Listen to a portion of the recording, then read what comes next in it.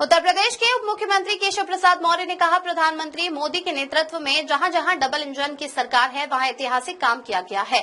पश्चिम बंगाल आज बहुत पिछड़ गया है और उस पिछड़ेपन से निकलने के लिए भाजपा की वहां जरूरत है। दीदी वहां जा रही है, भाजपा आ रही है। वे बौखलाहट में ऐसे बयान दे रहे हैं, उनके पास गुंडे माफियाओं के अलावा और कुछ नहीं बचा है। उन्होंने आगे कहा, देश में दशकों से महिला आरक्षण की बात चली आ रही है, लेकिन कानून प्रधानमंत्री मोदी की सरकार में बना।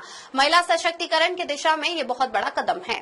में जो देश की सरकार जहां जहां डबल इंजन सरकार है वहां जो ऐतिहासिक काम किए हैं वह उपलब्धियां शायद दुनिया के किसी देश के पास नहीं होगी। जहां डबल इंजन सरकार के आधार पर भारत के अंदर है, माननीय मोदी जी के मार्गदर्शन में है, वह पश्चिम बंगाल की सबसे बड़ी जरूरत है।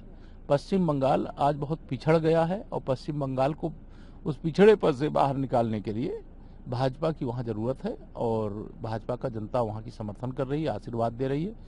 दीदी जा रही है, बीजेपी आ रही है। सर, ममता बनर्जी कह रही हैं कि बीजेपी से अपने बैंक की डिटेल छुपानी है, धोखाधड़ी का आरोप लगा रही हैं। इसको किस तरीके से देखिए, वो फ्रस्ट्रेशन में है। सत्ता जब जा रही, 15 साल से सत्ता पर गुंडाई के बल पर कब्जा करके रखा हुआ है उन्होंने।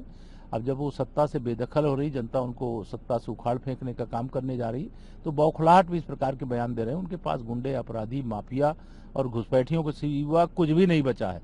वहां की जनता खुल्लम खुल्ला कमल का फूल है। सर, एक आखिरी सवाल, 16-17 को जो है इमरजेंसी संसद बुलाई गई, जिसमें महिला आरक्षण को लेकर के जो है, देखिए, हम तो उसका स्वागत कर रहे हैं। ये तो भारतीय जनता पार्टी और माननीय प्रधानमंत्री श्री नरेंद्र मोदी जी की देन है कि देश में महिला आरक्षण की बात तो दशकों से चल रही है, लेकिन महिला आरक्षण का कानून माननीय प्रधानमंत्री मोदी जी के नेतृत्व में बनाने का काम हुआ है। अब 2029 के लोकसभा चुनाव से उस महिला आरक्षण को जो लागू करने का फैसला कर रहे हैं, माननीय प्रधानमंत्री जी का कल बयान भी आया है। मैं उसका स्वागत करता हूं और इस महिला सशक्तिकरण की दिशा में यह एक बहुत बड़ा कदम है कि विधानसभा और लोकसभा में भी जब 33% महिलाएं होंगी, पहले ही बिना आरक्षण के बड़ी संख्या में महिलाएं अपने कार्य के बल पर, अपने परिश्रम के बल पर, जनसेवा के बल पर जीत करके जाती रही हैं, लेकिन जब आरक्षण भी मिल जाएगा 33%, तो मुझे संशय नहीं है कि आने वाले समय में देश को भी वह सुचारू रूप से चलाने का काम करेगा। धन्यवाद।